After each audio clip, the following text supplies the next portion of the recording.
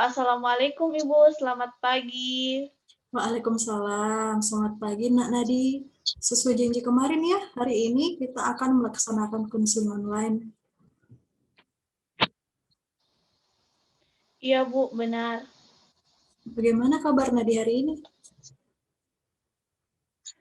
Sebenarnya saya merasa kurang baik Ibu. Oh, ngomong-ngomong, Nadi ini menghubungi Ibu apakah atas keinginan sendiri atau ada pihak lain yang menyuruh Nadi? Saya menghubungi Ibu atas keinginan saya sendiri Bu. Namun sebenarnya saya sempat dengar dengan teman saya bahwa jika ada siswa yang mengalami permasalahan dan ingin menyelesaikan masalahnya, maka ke ruangan BK saja untuk mendapat bantuan dari guru BK di sini. Namun karena keadaan sekolah saat ini masih belajar online, saya berinisiatif untuk menghubungi Ibu. Oh, seperti itu. Apakah sebelumnya kamu sudah pernah ke ruangan BK untuk melakukan proses konseling atau mungkin konseling secara online? Belum pernah Ibu, dan ini pertama kalinya. Oh iya, Ibu mau tanya, apa kamu tahu apa itu konseling? Kalau menurut saya Bu, konseling itu adalah proses pemberian bantuan untuk memecahkan masalah-masalah siswa. Iya, bagus sekali. Jadi, konseling itu merupakan suatu layanan yang membantu siswa yang sedang menghadapi masalah atau sulit dalam mengambil keputusan agar nantinya mampu memecahkan masalahnya dan mampu mengambil keputusan yang tepat untuk dirinya. Iya Bu. Nah, Ibu mau tanya nih, apa kamu tahu apa sih peranan konselor dan konselor dalam proses konseling? Tidak tahu Ibu. Iya, di sini Ibu sebagai konselor berperan sebagai fasilitator dalam proses pemberian layanan BK yang berhubungan dengan masalah konseli untuk menemukan jalan jalan keluar dari permasalahan yang konseli hadapi. Nah, sedangkan kamu itu sendiri sebagai konseli yang berperan aktif untuk mengemukakan masalah dan latar belakang masalah serta mengkaji berbagai kemungkinan jalan keluar dari permasalahan itu.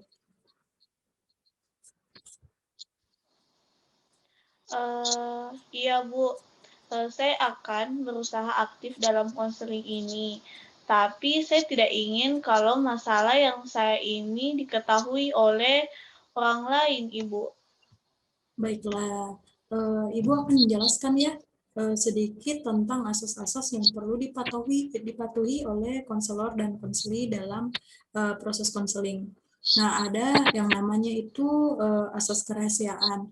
Jadi, Nadine tidak perlu khawatir untuk terbuka dan menceritakan permasalahan Nadi kepada Ibu, karena yang tahu permasalahan ini hanyalah si konseli dan konselor saja. Nah, namun jika ada orang lain yang tahu tentang masalah ini, pastinya itu harus ada persetujuan dari Nadi dulu. Untuk itu Nadine tidak perlu takut ya. Nah, yang kedua itu ada asas kesukarelaan. Di sini konseli sukarela menceritakan permasalahannya kepada konselor tanpa ada paksaan dan tekanan. Lalu yang ketiga itu ada yang namanya asas keterbukaan. Di sini Nadi secara terbuka boleh menceritakan semua permasalahan yang dialami Nadi kepada ibu tanpa ada yang ditutup-tutupi kepada ibu. Dan masih banyak lagi asas-asas yang lainnya. Nah, dalam hal ini ada yang hal penting yang harus Nadi tahu bahwa dalam hasil hasil konseling ini konselilah yang mengambil keputusan dan bertanggung jawab dalam keputusan yang diambil guna menyelesaikan permasalahannya. Nah, Ibu ini hanya sekedar membantu Nak Nadi ya dalam menangani masalah yang dialami kamu, Nak Nadi.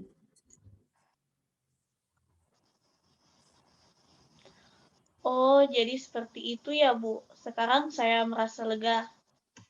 Iya, Ibu juga berterima kasih karena kamu telah sudi mendengarkan penjelasan Ibu tentang konseling. Iya Bu, sama-sama. Berhubung sebentar lagi Ibu akan masuk kelas, maka Ibu hanya memiliki waktu 30-40 menit. Apakah waktu segitu cukup, Nak? Saya rasa cukup Ibu, karena saya akan aktif dalam proses konseling ini. Baiklah. Oh iya, tadi Nadi menceritakan bahwa Nak Nadi merasa kurang baik. Coba ceritakan kepada Ibu tentang masalah yang Nak Nadi hadapi saat ini. Sebenarnya begini Ibu, saya mempunyai masalah dengan pacar saya. Wah, baiklah Nak Nadi. Ibu sangat memahami permasalahan yang Nak Nadi hadapi. Jadi di sini Nadi mempunyai masalah dengan pacar Nak Nadi. Seperti itu ya? Iya Ibu. Iya.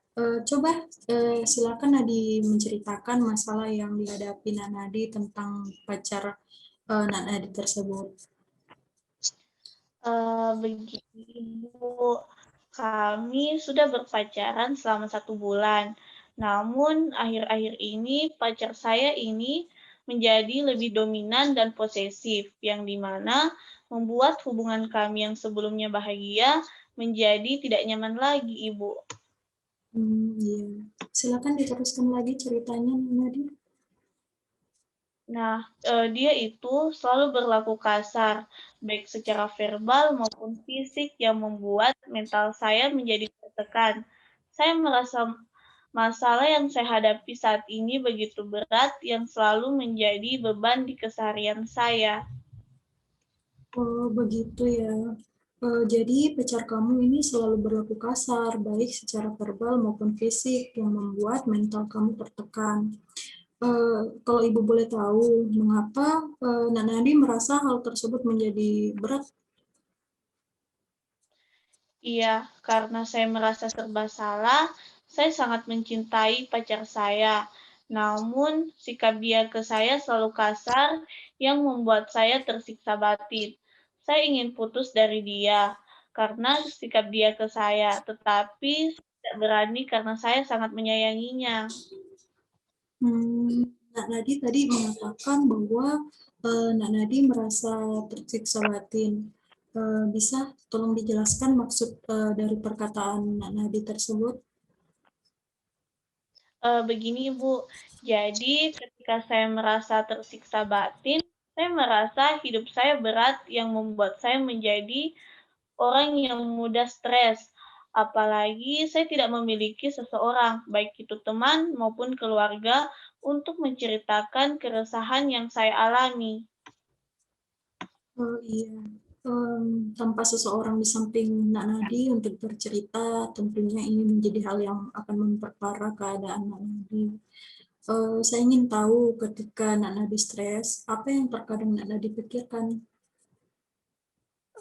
Iya, kadang saya berpikir sangat sulit untuk menjalani hidup jika saya terus berada di posisi ini. Saya bingung harus berbuat apa. Seperti yang saya sudah sampaikan, saya merasa serba salah. Kadang saya berpikir untuk mengakhiri hidup saya agar semua masalah ini bisa selesai.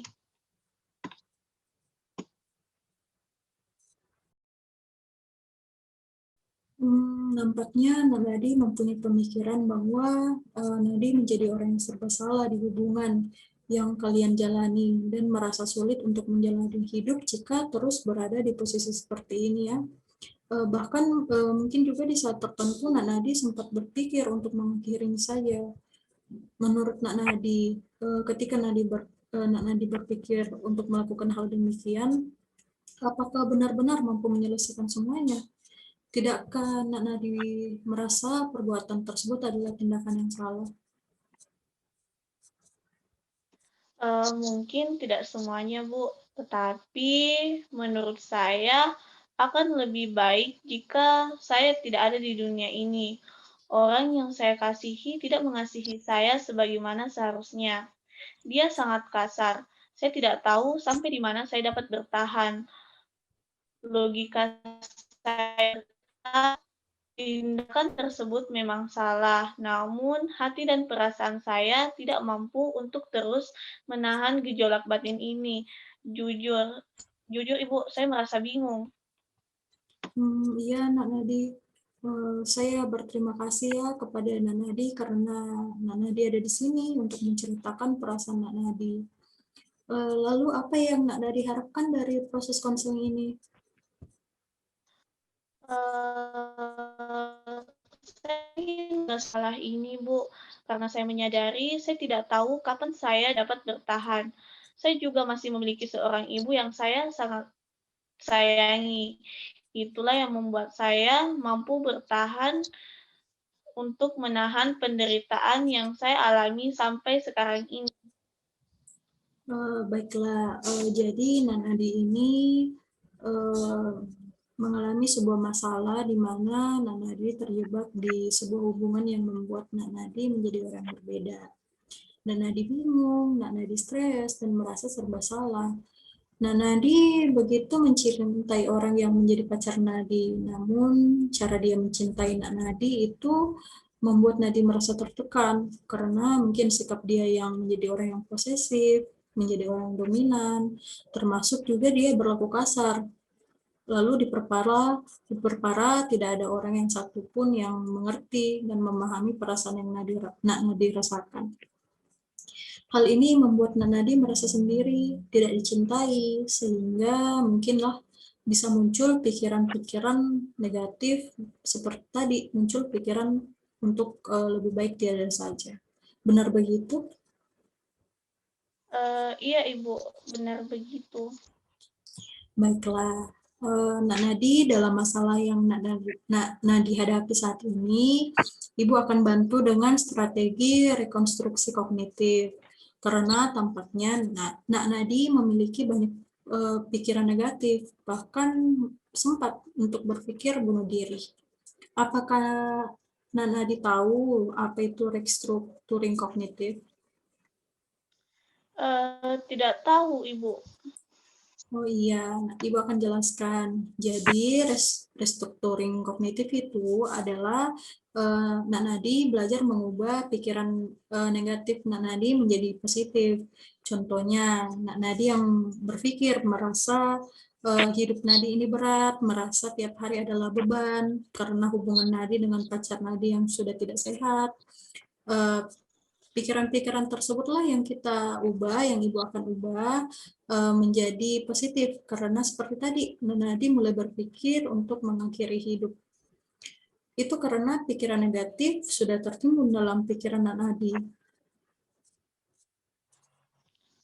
Oh, jadi seperti itu ya, Bu, strategi restrukturisasi. Bu, saya bingung dengan saya yang selalu berpikiran negatif seperti itu. Semenjak hal ini terjadi kepada saya mulai merasa hari-hari adalah beban. Tidak adalah lagi energi positif dalam diri saya dalam menjalani hidup.